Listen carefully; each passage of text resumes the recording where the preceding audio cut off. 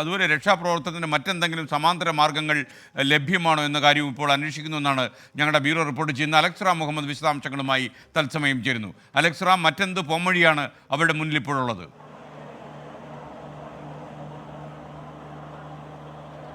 SKN പ്രധാനപ്പെട്ട കാര്യം, അതായത് നേരത്തെ സൂചിപ്പിച്ചു, നമ്മൾ ആമയിടഞ്ചാൻ തോടിൻ്റെ ജോയി അവിടെ ഇറങ്ങിയ ആ മേഖലയിൽ നിന്നാണ് നമ്മൾ നേരത്തെ നമ്മുടെ മറ്റു ലേഖകർ ചേർന്നത്. അവിടെ നിന്നുള്ള ദൃശ്യങ്ങളാണ് കണ്ടത്.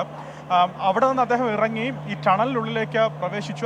അതിനകത്താണ് അദ്ദേഹം പെട്ടുപോയത്, ഈ മാലിന്യത്തിനിടയിൽ പെട്ടുപോയത് എന്നുള്ളതാണ് പ്രധാനപ്പെട്ട കാര്യം. ആ ടണൽ, അതായത് പ്രധാനപ്പെട്ട ടണലിൻ്റെ ആ ഭാഗത്ത് നിന്ന് 50 മീറ്ററെങ്കിലും ഉള്ളിലേക്ക് പോയി നോക്കാം എന്നൊരു ആലോചന സ്കൂബ ടീമിൻ്റെ ഭാഗത്തു നിന്നും അതുപോലെ ഫയർഫോഴ്സ് സേനാംഗങ്ങളുടെ ഭാഗത്തു നിന്നും ഉണ്ടായി. പക്ഷേ അവർക്ക് 40 മീറ്റർ മാത്രമേ എത്ര കിണഞ്ഞു ശ്രമിച്ചിട്ടും പോകാൻ സാധിച്ചുള്ളൂ എന്നുള്ളതാണ് വസ്തുത. അതിനുശേഷം അവർ ആ ഉദ്യമം അവസാനിപ്പിച്ചു. ഞാനീ നിൽക്കുന്നത് റെയിൽവേ സ്റ്റേഷനിലെ 3ാമത്തെ പ്ലാറ്റ്ഫോമിലാണ്. SKN ഈ ട്രെയിൻ വരുന്നതിന് തൊട്ട് മുമ്പ് നമ്മൾ കണ്ടതാണ്. ആ പ്ലാറ്റ്ഫോമിനോട് ചേർന്ന് ആ ടണലിൻ്റെ ഒരു ഓപ്പണിംഗ് ആ തൊട്ടടുത്ത് തന്നെ ഉണ്ട്. ടണലിൻ്റെ ഒരു ഓപ്പണിംഗ് നേരത്തെ തന്നെ ഈ ജോയിയെ കാണാതായ പശ്ചാത്തലത്തിൽ തന്നെ ആ ഓപ്പണിംഗ് തുറന്ന് അവിടെ ഇരുമ്പ് ഗ്രിൽ സ്ഥാപിച്ചിരുന്നു. അതായത് താഴേക്ക് ഒഴുകി പോകുന്നത് തടയുന്നതിന് വേണ്ടി ഇരുമ്പ് ഗ്രിൽ സ്ഥാപിച്ചിരുന്നു. അതുകൊണ്ട് തന്നെ രക്ഷാപ്രവർത്തകരും അതുപോലെ ഈ സേനാംഗങ്ങളും പറയുന്നത് അതിനുള്ളിൽ തന്നെ, ഈ ടണലിൻ്റെ ഈ ഭാഗത്തിനുള്ളിൽ തന്നെ ജോയ് ഉണ്ടാകാനുള്ള സാധ്യതയാണ് അവർ പറയുന്നത്. അത് പരിശോധിക്കുകയാണ്. നിലവിൽ ആ ടണലിൻ്റെ ഓപ്പണിംഗ് ഉയർത്തി അവിടെയുള്ളൊരു പരിശോധനയാണ് ആ മേഖലയിൽ നടക്കുന്നത് എന്നുള്ളതാണ് ഏറ്റവും പ്രധാനപ്പെട്ട കാര്യം. ഉദ്യോഗസ്ഥർ അവരുടെ വയർലെസ് സെറ്റുകളും ഒക്കെ ഇവിടെ എത്തിയിട്ടുണ്ട്. പക്ഷേ ഇവിടെ നിന്ന് അകത്തേക്ക് കയറാൻ സാധിക്കില്ല. നേരത്തെ ഒരു സംഘം സ്കൂബ ടീം ഇവിടെ വന്ന് അകത്തേക്ക് ഈ ഓപ്പണിംഗ് വഴി അകത്തേക്ക് ഇറങ്ങാനാകുമോ എന്നുള്ളൊരു ശ്രമം നടത്തിയത്. പക്ഷേ അത് മാൻഹോളാണ്. ആ മാൻഹോളിനുള്ളിൽ പ്രവേശിക്കുക അസാധ്യമാണ്. അതിൻ്റെ പ്രധാനപ്പെട്ട കാരണം മാലിന്യം തന്നെയാണ്. മാലിന്യവും വേസ്റ്റും ഒക്കെ കൊണ്ട്, വെള്ളമൊക്കെ കൊണ്ട് അത് നിറഞ്ഞിരിക്കുന്നു എന്നുള്ളതാണ് സങ്കടകരമായ വസ്തുത. നമുക്ക് ആ ദൃശ്യങ്ങൾ വേണമെങ്കിൽ ഒന്നുകൂടെ ഒന്ന് കാണിക്കാം. ഇവിടെ ആ ഉദ്യോഗസ്ഥർ ഇപ്പോഴും SKN നമുക്ക് ആ ദൃശ്യങ്ങൾ അത് വ്യക്തമാണ്. നമ്മുടെ ക്യാമറാമാൻ ജിനു ആ ദൃശ്യങ്ങൾ കാണിക്കും. ഇവിടെ ആ ഉദ്യോഗസ്ഥർ ഇപ്പോഴും നിൽക്കുന്നുണ്ട്. ആ മാൻഹോളിനടുത്ത് തന്നെ നിൽക്കുന്നുണ്ട്. ഇവിടെ പ്രധാനമായി ഇവർക്ക് ഇവിടെ ഇറങ്ങാൻ സാധിക്കില്ല എന്നുള്ളത് ഞാൻ നേരത്തെ സൂചിപ്പിച്ചു. ഒരു 4 സംഘ സ്കൂബ ടീം നേരത്തെ ഇവിടെ വന്ന് പരിശോധന നടത്തി. മാൻഹോളിനുള്ളിൽ ഇറങ്ങാൻ സാധിക്കുമെന്നുള്ളൊരു പരിശോധന അവരുടെ ഭാഗത്തുനിന്നുണ്ടായി. പക്ഷേ അവർക്ക് വിഫലമായി ആ ശ്രമം എന്നുള്ളതാണ്. അവർ ഇവിടെ നിന്ന് മടങ്ങി. കാരണം ഞാൻ നേരത്തെ സൂചിപ്പിച്ചു, വലിയ രീതിയിൽ മാലിന്യം അടിഞ്ഞുകൂടിയിട്ടുണ്ട്. നിലവിൽ നടക്കുന്നത് പ്രധാനപ്പെട്ട ആ ടണലിൻ്റെ ആ ഭാഗത്ത് നിന്ന് മാലിന്യം നീക്കം ചെയ്യുന്നതിനുള്ള നടപടികളാണ് ഉദ്യോഗസ്ഥരുടെ ഭാഗത്തു നിന്നും സേനാംഗങ്ങളുടെ ഭാഗത്തു നിന്നും പുരോഗമിക്കുന്നത്. ഒരു 6-7 മണി കഴിഞ്ഞ് കഴിഞ്ഞാൽ രക്ഷാപ്രവർത്തനം ഒരുപക്ഷെ അസാധ്യമാകാനാണ് സാധ്യത. കാരണം ഇരുട്ട് വീണ് കഴിഞ്ഞാൽ ടണലിനുള്ളിലേക്ക് പ്രവേശിക്കുക അസാധ്യമാണ്. ലൈറ്റും മറ്റു സംവിധാനങ്ങളും ഒക്കെ എത്തിച്ചിട്ടുണ്ട്. അവിടെ നിന്ന് രക്ഷാപ്രവർത്തനം ഈ വെളിച്ചത്തിൽ സാധിക്കുമോ എന്നുള്ള കാര്യം ആലോചിക്കുന്നുണ്ട്. നഗരസഭ ഈ ഘട്ടത്തിൽ എടുത്തിരിക്കുന്ന ഒരു നിലപാട്, ഈ രാത്രിയിലും തന്നെ ഈ മാലിന്യം നീക്കുന്ന നടപടി നഗരസഭയുടെ ഭാഗത്ത് നിന്ന് തുടരും. അവിടെ നിന്ന് അത് പരമാവധി നീക്കം ചെയ്യുന്നതിനുള്ള നടപടി നഗരസഭാ ജീവനക്കാർ അപ്പോഴും കൈക്കൊള്ളും എന്നാണ് നഗരസഭയുടെ ഭാഗത്ത് നിന്ന് അറിയിച്ചിട്ടുള്ളത്. എന്നാണെങ്കിലും വളരെയേറെ ദയനീയമായ ഒരു കാഴ്ചയാണ് ഈ ഭാഗത്തുനിന്ന് കാണാനുള്ളത്. മാത്രമല്ല SKN, നമ്മൾ ജോയിയുടെ കുടുംബാംഗങ്ങളുടെയും അദ്ദേഹത്തിൻ്റെ അമ്മയുടെയും സഹോദരൻ്റെയും ഒപ്പം അയൽവാസികളുടെയും ഒക്കെ പ്രതികരണം കണ്ടിരുന്നു. അങ്ങേയറ്റം ദുഃഖിതരാണ് ഇവർ. പ്രധാനപ്പെട്ട കാര്യം, ഈ മാരായമുട്ടം, നെയ്യാറ്റിൻകര മാരായമുട്ടത്ത് വടകര എന്ന് പറയുന്ന സ്ഥലത്താണ് ജോയ് താമസിക്കുന്നത്. 42 വയസ്സാണ് അദ്ദേഹത്തിന്. അദ്ദേഹം അവിവാഹിതനാണ്. അമ്മയ്ക്കൊപ്പമാണ് അദ്ദേഹം താമസിക്കുന്നത്. 2 സഹോദരിമാരുണ്ട്. അവർ വിവാഹം കഴിപ്പിച്ച് അയച്ചിട്ടുണ്ട്. ഒരു സഹോദരനുണ്ട്. അദ്ദേഹം തൊട്ടപ്പുറത്താണ് ഈ സഹോദരൻ താമസിക്കുന്നത്. അമ്മയും ജോയി ഒരുമിച്ചാണ് താമസിക്കുന്നത്. ഇന്ന് രാവിലെ 4:30 മണിക്കാണ് ജോയി ഈ ജോലിക്ക് വേണ്ടി ഇറങ്ങുന്നതെന്നാണ് ഈ അയൽവാസി പറയുന്നത്. അവിടുന്ന് അയൽവാസിയും അതുപോലെ സഹോദരനും മാതാവും ഒക്കെ പറയുന്നത്. ജോയിയുടെ ഒരൊറ്റ വരുമാനത്തിലായിരുന്നു ആ വീട് കഴിഞ്ഞുകൂടിയിരുന്നത്. ഒരു ഷീറ്റിട്ട വീടാണ്. ആകെ 2 മുറിയാണുള്ളത്. അത് മുറിയെന്ന് പറയാൻ പോലും സാധിക്കില്ല. ആ വീട്ടിലൊരു അടുക്കള പോലും ഇല്ല എന്നുള്ളതാണ് വസ്തുത. ജോയി സാധാരണ ദിവസങ്ങളിൽ ഈ ആക്രി പെറുക്കിയായിരുന്നു ജീവിച്ചിരുന്നതെന്നാണ് നാട്ടുകാർ പറയുന്നത്.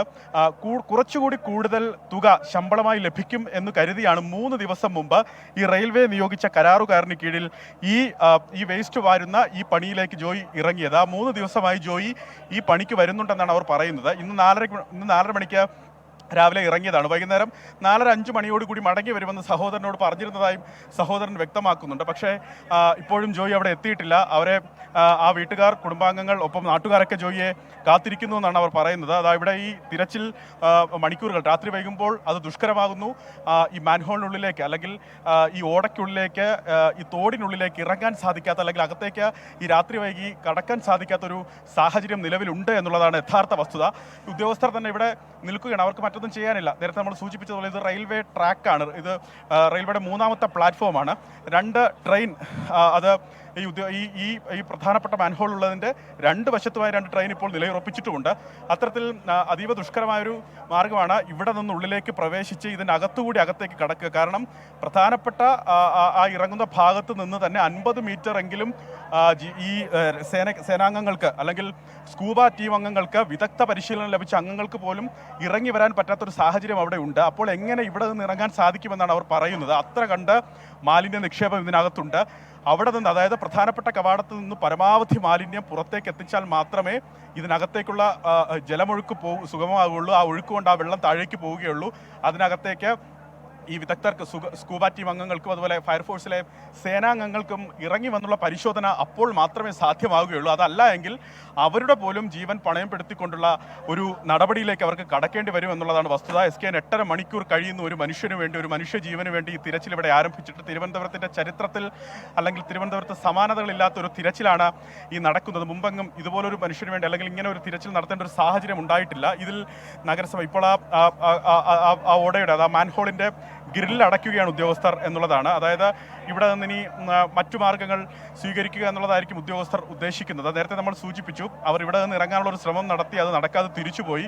പിന്നീട് അവർ പ്രധാനമായി ഉദ്ദേശിച്ച 50 മീറ്ററെങ്കിലും പ്രധാനപ്പെട്ട ആ തോടിൻ്റെ, ആമേഴഞ്ചാൻ തോടിൻ്റെ ആ ജോയ് ഇറങ്ങിയ പ്രദേശത്ത് നിന്ന് 50 മീറ്ററെങ്കിലും അകത്തേക്കെന്ന് പറയുമ്പോൾ അത് റെയിൽവേയുടെ പ്ലാറ്റ്ഫോമുകൾക്കടിയിലൂടെയുള്ള ടണലാണ്.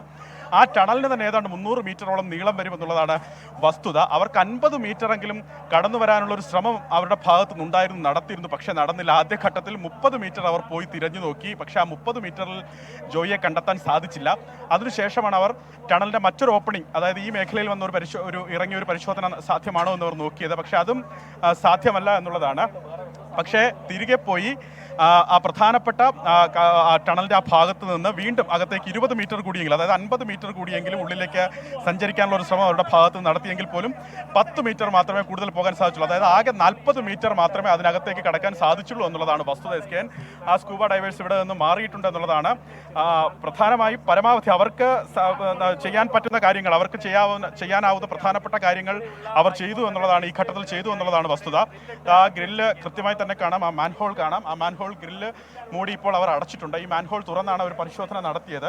ഇതിൽ പ്രധാനമായും നേരത്തെ ഒരു ഗ്രില്ല്, ഈ മാൻഹോൾ തുറന്ന് തന്നെ ഒരു ഗ്രില്ല് ഇതിനകത്തേക്ക് അവർ ഇറക്കി വെച്ചിരുന്നു. അതായത് ഈ ഒഴുകി താഴേക്ക് പോകാതിരിക്കുന്നതിന് വേണ്ടി ഒരു ശ്രമം അവരുടെ ഭാഗത്ത് നിന്ന് നേരത്തെ സേനാംഗങ്ങൾ നടത്തിയിരുന്നു. അതുകൊണ്ട് തന്നെ റെയിൽവേയുടെ സേനയും അതുപോലെ തന്നെ ഫയർഫോഴ്സും സ്കൂബ ടീമും ഒക്കെ പറഞ്ഞത് അതിന് തൊട്ട് മുമ്പ് ജോയി ഉണ്ടാകാനുള്ള സാധ്യതയാണ്. അങ്ങനെയാണ് അവർ ആ മേഖല കേന്ദ്രീകരിച്ച് ഒരു പരിശോധനയ്ക്ക് കൂടുതൽ ഊർജിതമാക്കിയതും ആ മേഖലയിലേക്കുള്ള പരിശോധനയ്ക്ക് കൂടുതൽ ശ്രദ്ധ കേന്ദ്രീകരിച്ചതും അതുകൊണ്ടാണ്.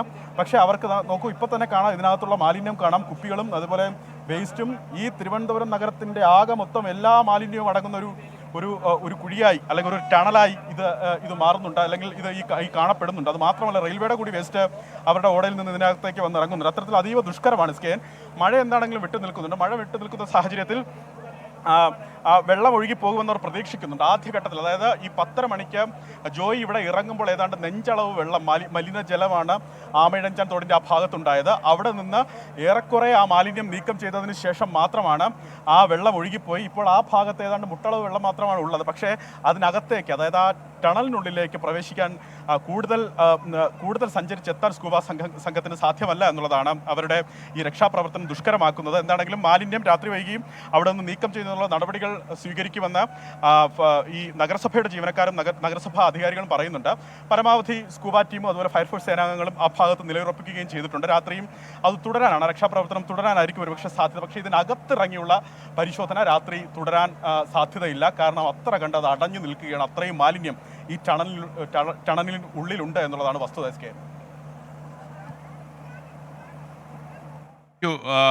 നമുക്കൊപ്പം ചേർന്നത് അലക്സ് റാം മുഹമ്മദാണ്. എല്ലാ രക്ഷാപ്രവർത്തനങ്ങളും സമാന്തര മാർഗങ്ങളും ഒക്കെ വിശദീകരിച്ചു. ലോകത്തെവിടെയായാലും ഏത് സമയത്തും 24 വാർത്തകളും ഓഗ്മെന്റഡ് റിയാലിറ്റി പാക്കേജുകളും എക്സ്പ്ലെയിനറുകളും വിശദമായി കാണാൻ ഞങ്ങളുടെ യൂട്യൂബ് ചാനൽ നിങ്ങൾക്ക് സബ്സ്ക്രൈബ് ചെയ്യാം.